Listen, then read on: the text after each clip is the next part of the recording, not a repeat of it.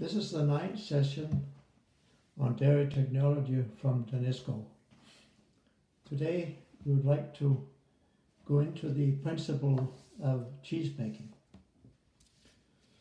The purpose and principle of cheese making are following. We like to concentrate the milk in such a way that the nutrients of the milk is converted and will keep and be easily digested. While milk is kept for a few days and butter for some weeks, it is desirable that cheese is kept for some months, and for some selected cheeses up to several years, depending on the kind.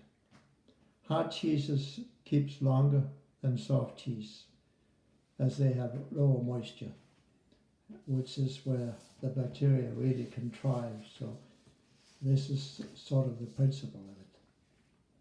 Now, we will today start on a couple of the soft cheeses, and one being the Quark and the other one being the ymer, which is mainly produced in Denmark, and the Quark in Germany, but is now also being manufactured in North America.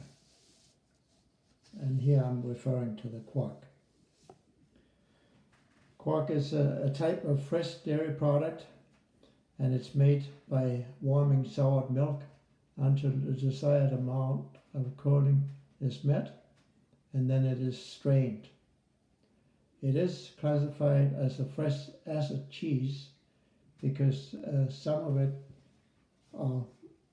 a lot of them now have a little bit of rennet added to it to minimize the loss of some of the curds, the proteins in the whey. Now the Quark is manufactured by heat-treated skim milk, and the heating is done for 72 to 75 degrees for 15 to 30 seconds, and then it's cooled down to the incubation temperature, which is between 30 and 32 degrees. And then as soon as that temperature is reached, you add the bacteria culture, which is normally a mesophilic culture, like the Probat 222 is one that can be used, that comes from Daniskov. Then a little bit of rennet is added, and the incubation is about 6 hours until the pH is about 5.4 plus or minus 0.01. Now then you can cut it and cut it in grains, which is the size of 10 by 10 centimeters, which will improve the whey separation. And then you laddered it off at pH 4.7 and then filled into cloths or molds. And that's where the separation of the whey is taking place, so that the dry matter level is reached. After that dry matter is reached, then you cool it down to 4.5 degrees, and that can be done just by pulling it into the cooler. Now the other way of doing is in I've seen these here in Alberta, is Fatica, I think it's called, and that is a vat that contains about 2,000 liters of milk, and after the milk is set up, a sieve is lowered into the milk, and then as it is lowered into the milk, the screen will then separate the curd from the whey, and the whey will go through the screen and then can be pumped out of there.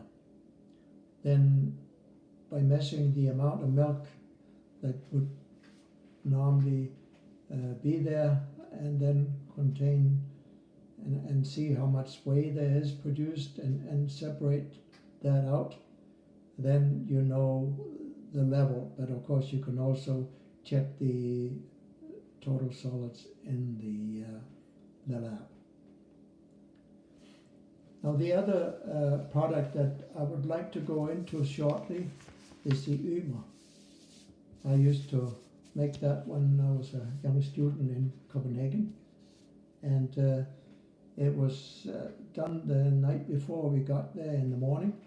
We set the milk with a culture and a little bit of rennet, and then in the morning when I came in there, I had to turn on the heating in the double jacket, which was water, and then the product was heated up to 40 degrees. By going up to 40 degrees, then the whey separation would take place. Actually by the gas that was produced by the culture, the curd would stay on top and the whey would be at the bottom, and it was just a matter of opening up the drain valve and out came the whey. And you had a measuring stick inside the vat, so you knew exactly when to drain it down to which level. After that, the mixture was mixed up and sent to cooler and going off to the packaging machine, where it was packaged into different sizes of containers. But that's the end of the session for the day. Bye for now.